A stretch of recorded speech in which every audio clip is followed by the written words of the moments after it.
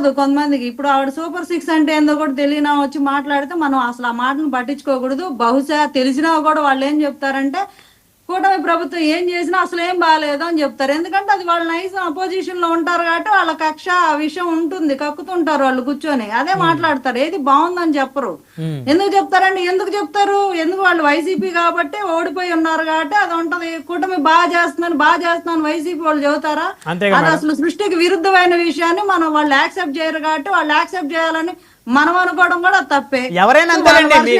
ప్రతిపక్షంలో మీరున్నా వాళ్ళ మంచిని మీరు యాక్సెప్ట్ చేయరు, వాళ్ళైనా అంతే, ఎవరైనా అంతే.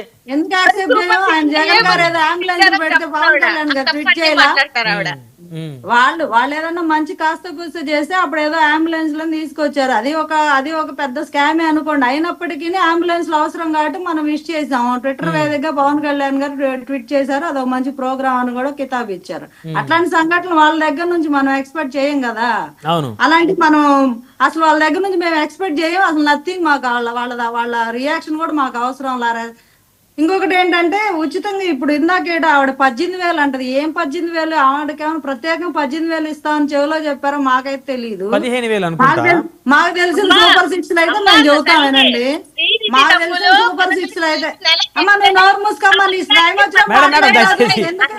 దయచేసి గొడవలు పడొద్దండి, దయచేసి గొడవలు పడొద్దు. మీరందరూ కూడా ఒక ఆదర్శమైనటువంటి మహిళలుగా ఆ చర్చను మనం ముందుకు తీసుకెళ్దాం. దయచేసి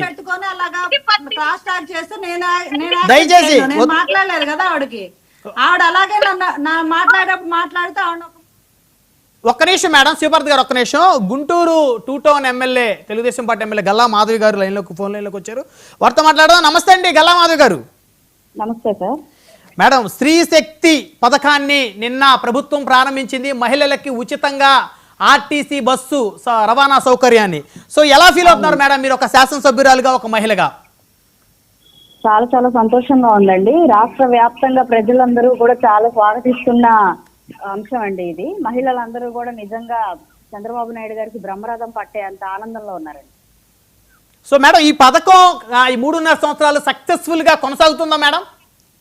అందుకు 100% కొనసాగుతుందండి. ఇందులో కొనసాగపోవడానికి గల కారణాలు ఏమున్నాయి? ఇప్పుడు ఇందాక వైఎస్ఆర్సీపీ నుంచి కొంతమంది కొన్ని అబ్జెక్షన్స్ రైజ్ చేశారు మేడం. ఇప్పుడు ఒక 100 కిలోమీటర్ ప్రయాణం చేయాలంటే మాకు ఎక్స్ప్రెస్ సర్వీసెస్ లేవు, అది సింగిల్ స్టాప్ లేకుండా ఉంది అని చెప్పేసి.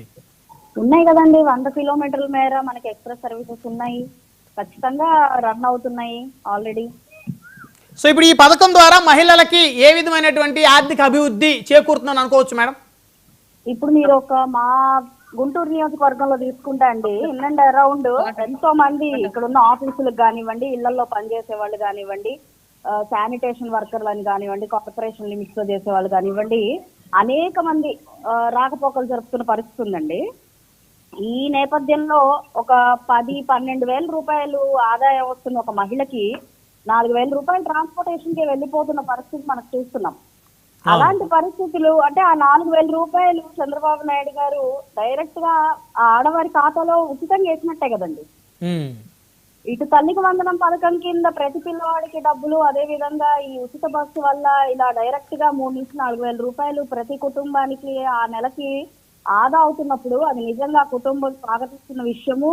నిజంగా చంద్రబాబు నాయుడు గారికి నిజంగా పాలాభిషేకం చేయాల్సిన విషయం ప్రతి మహిళ కూడా.